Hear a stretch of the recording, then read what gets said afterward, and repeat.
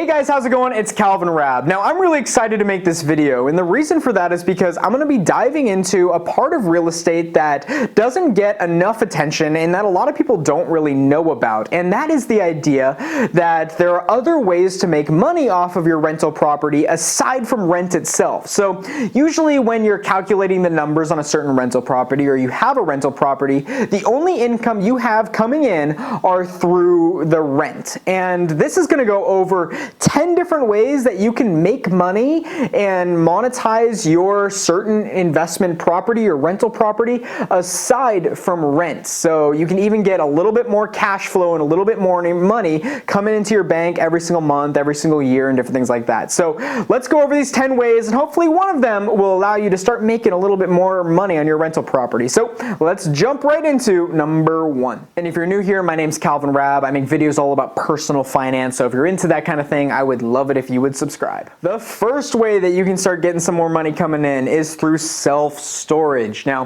the idea here is pretty simple. You add some storage units to your specific property, and then people then pay you usually a monthly fee for using those storage units. You know, it could be maybe someone else that's not a particular tenant, or it could be the tenant itself, and you charge them to use that storage unit. Now, of course, there's a lot of things in real estate. You're going to want to make sure that you can do this legally, that your certain lot of land allows for you to add storage units. You may have to get a permit or something along those lines, so it's important to talk to maybe other investors, or ultimately a real estate attorney is going to be your best bet, and see if for your area, for your specific lot of land that you have, if you are able to add self-storage. But as far as how you can go about doing this, you can get more official real storage units, have them shipped to your place and get them installed on your specific property. I've also seen people do things just like going to Home Depot and getting, you know, when you walk into Home Depot, they have oftentimes those big storage sheds. You can just get one of those and add that to your property and have that be the self-storage that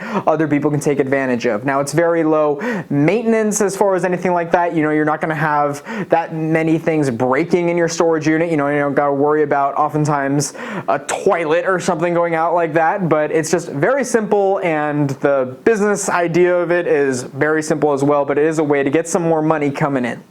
Number two is all about advertising. Get some ad revenue coming in. Now, you can do this on kind of a local basis. You know, if you have quite a few tenants and there are a few local businesses that want to advertise with your tenants, you can come up with different ways that you can do that, whether maybe it's a poster somewhere in your yard, or a poster somewhere in, if you have like an office or somewhere that a lot of tenants are going to be passing by, then you can get different agreements and different things like that. But you can also go on a bigger scale and maybe add something that is billboard-like to your certain property. I have a buddy of mine who has this billboard business that he created, and he finds landlords that have different rental properties, and they add it sometimes like to the roof. They'll add a billboard or something like that if they're on like a busy road, and then you can start getting money coming in through that way. Now, if you have a single family residence, this may look kind of strange having a big billboard, but if you have more of an apartment building, a larger complex, then you can definitely get into that billboard idea. Otherwise, there's tons of things like different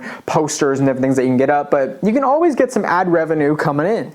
Number three, and this one's going to sound quite general at first, but I will jump into specifics. And this one is all about offering different services. So the way this would work is you have your tenants, and you would make agreements with different businesses that you are going to kind of partner with. And because you're going to be bringing them business through your specific tenants, they can give you a lower rate that you can kind of pass on to your tenants. Now, where you make money here is kind of up to you, and there's different ways to do it, but oftentimes it can be just like a certain referral fee that you can get for giving these companies a referral. You make a little bit of money in exchange. So this can be something like a cleaning service if you kind of partner up with a specific cleaning service in town. So it could be something like that cleaning service, or it could be something like cable or internet. They have these different things that you can get from different companies that offer wide ranges of different packages that you can get deals on.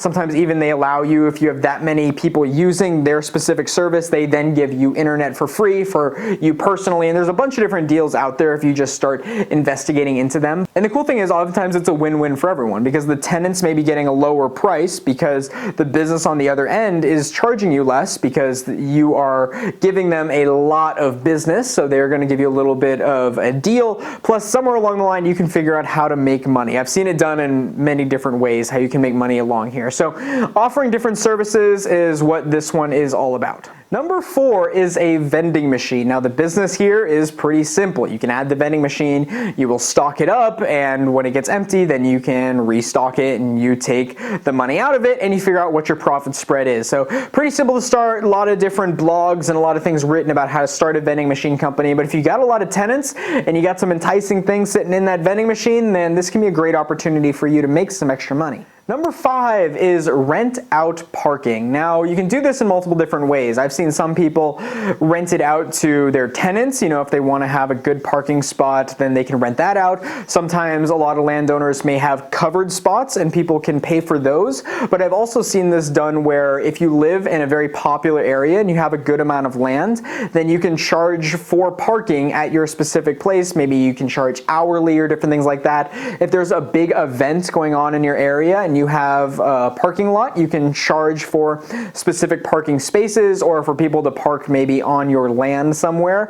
And there's multiple different ways you can go about this. You can just advertise it in your whatever city or town that you're in. You can also just download some apps that are all about selling parking spaces. So you can always get into that, advertise a little bit, and you can start making some money through parking. Number 6 is all about laundry. Now, we've all seen laundry mats, so we know how this business works, but it's going to be all about getting good, durable, reliable washers and dryers and having them able to take coins and take money, and people then will pay for them, and in the end, you can make money through that. And you're going to want to charge a decent price. Don't hike up it so much that people don't use it, but you want to make some profit here from this. I know for me, I go to school, I go to UCLA, go Bruins, and here in my apartment, I actually do pay for laundry. We have a little card, like a prepaid laundry card that we then can just scan it and that pays for our laundry. So there's tons of different ways that you can go about this, but it's a great way to get a little bit more money coming in through laundry. Number 7, and I'm surprised that not many people do this, and that is pass on the utility bill. Oftentimes, a lot of people will just take rent and then the landowner then kind of swallows the utility bill, and this could be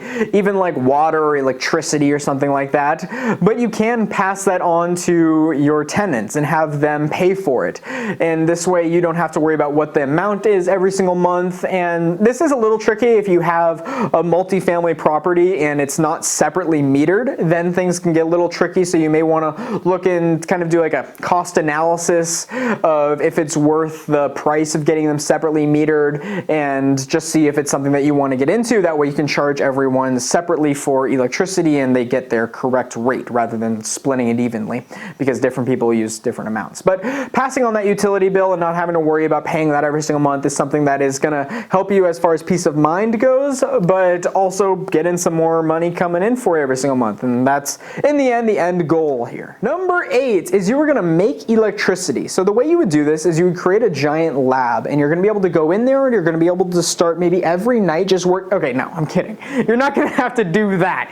It's very simple in today's world. It's as simple as just buying solar panels. So you can do something like solar panels, as I just mentioned. You can add them to your specific property, usually just on the roof, and you're able to make electricity through that. And you can, of course, if you're passing on the utility bill may be less, but you can also even sell that electricity to the grid, and there's tons of different ways to make money here. Of course, you're going to want to run the pros and cons of it, look at the price, how much it would be versus how much it's going to be giving you. So it's important to just get different estimates and see if this is something that you want to incorporate into your rental property. Number 9 are pet fees. Now, pet fees are fairly common because it's pretty well known that pets can cause extra damage to a certain rental property. Now, there are different ways you can go about charging pet fees. Sometimes it's just like a one-time payment or an extra security deposit or something like that. But you can also go into just different monthly payments that the tenant will then pay you because they have a pet. So tons of different options here. You just want to see what other people are doing in your area and see what people are charging for pet fees. Number 10, and this one's a little bit different from the others in that the other ones were oftentimes you were doing something or adding something that then brought in a little bit more cash flow,